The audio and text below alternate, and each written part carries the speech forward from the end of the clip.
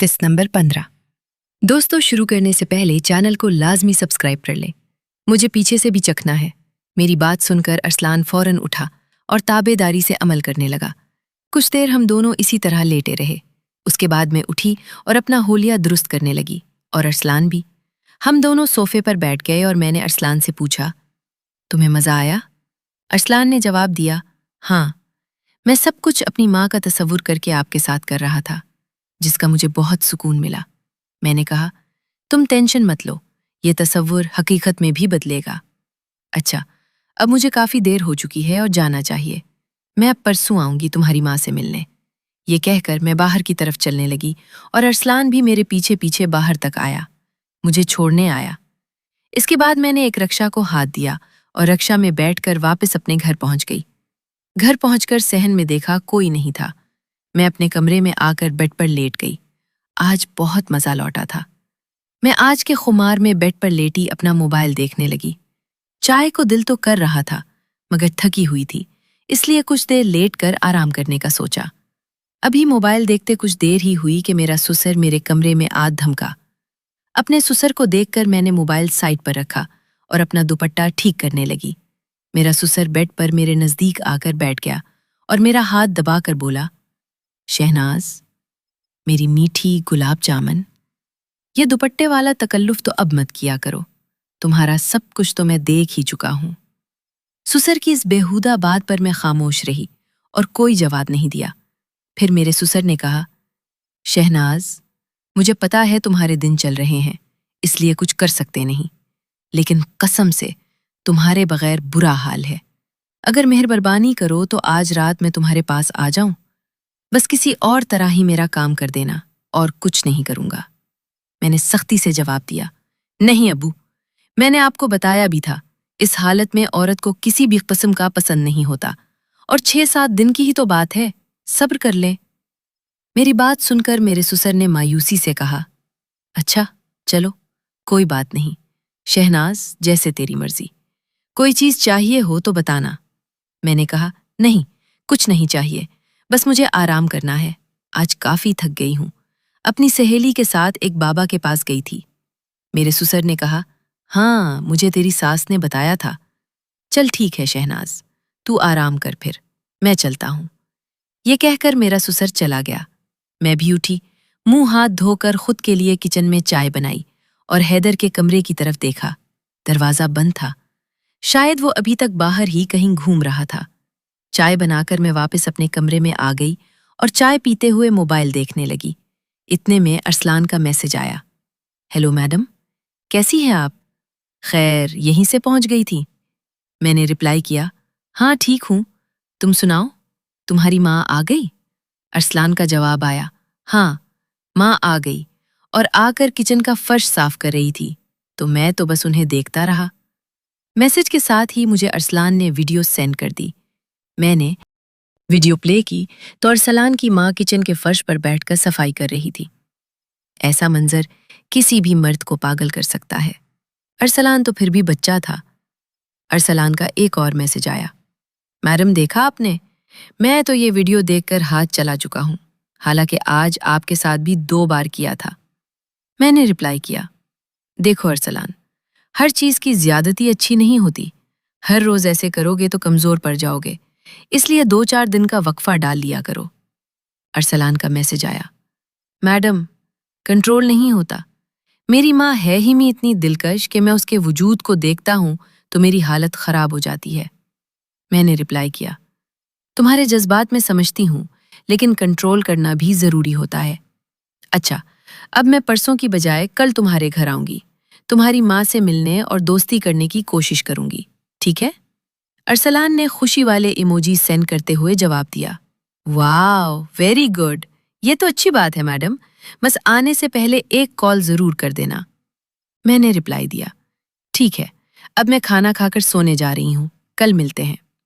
मैं mobile charging पर लगाकर उठी और किचन में जाकर खाना गर्म करके वहीं बैठकर खाने लगी।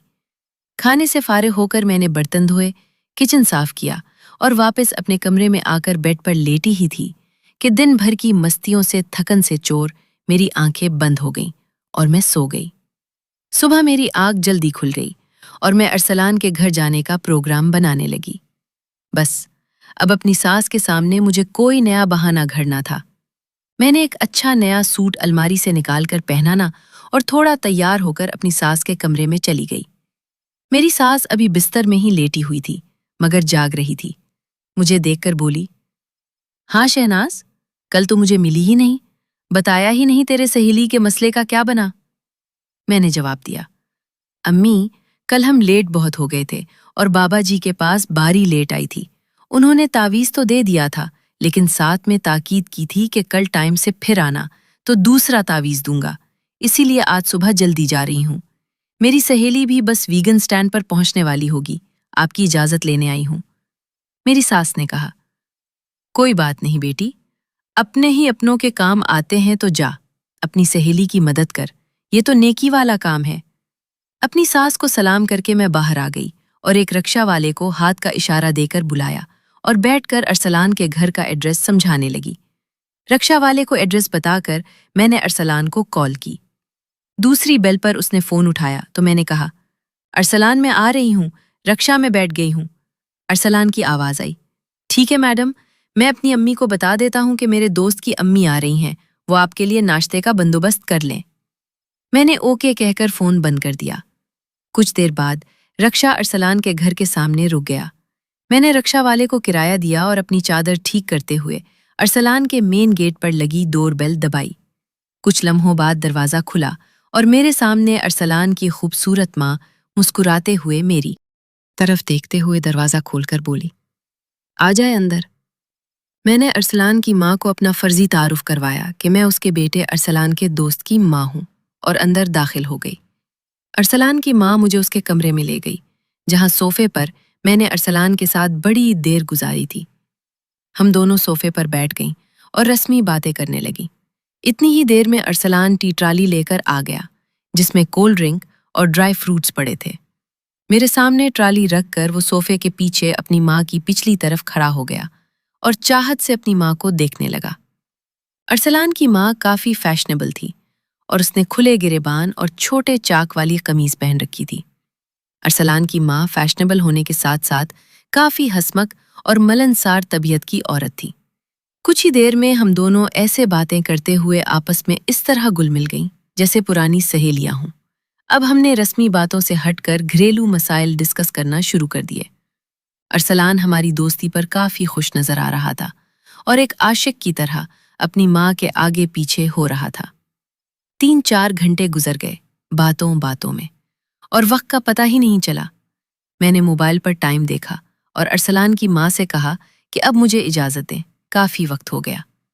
ارسلان کی ماں کھانے پر رکنے کی ضد کرنے لگی تو میں نے کہا، نہیں، مجھے اب جانا ہوگا، گھر کے کچھ کام کاج ادھورے پڑے ہیں جو جا کر کرنے ہیں، اور اب تو ملاقاتوں کا یہ سلسلہ تو جاری رہے گا، بلکہ پرسوں میں نے پھر کسی کام سے ادھر آنا ہے تو آپ سے ملاقات ہوگی۔ ارسلان کی ماں نے میری بات سن کر کہا، موسٹ ویلکم، آپ کا جب دل کرے آپ آ جائیں، میں بھی گھر پر اکیلی بور ہو جاتی ہوں۔ ارسلان کے پاپا تو کافی بزی رہتے ہیں اور سچ بات یہ ہے کہ آپ سے گپ شپ کر کے بہت اچھا لگا، بلکہ پرسوں جب آپ آئیں گی تو ہم ایک ساتھ بازار بھی جائیں گے۔ میں نے کہا، چلے ٹھیک ہے، اب مجھے اجازت دے اور اپنا موبائل نمبر بھی دے، فون پر بھی گپ شپ لگتی رہے گی۔ ارسلان کے ساتھ موبائل نمبر ایکسچینج کرنے کے بعد میں ارسلان کے گھر سے باہر آ گئی اور رکشہ لے کر اپنے گھر واپس آ گئی۔ گھر آ کر کچھ دیر اپنی ساس کے پاس بیٹھ گئی۔ میری ساس پوچھنے لگی، شہناز، تیری سہیلی کا کیا بنا؟ کام ہو گیا اس کا؟ میں نے اپنی طرف سے فرضی کہانی گھڑ کر اپنی ساس کو بتانے لگی کہ بابا کہتا ہے کسی نے بہت برا عمل کروایا ہے جسے زائل کرنے کے لیے تجھے کچھ اور دن آنا ہوگا، اس لیے اب پرسوں پھر سے جانا ہے۔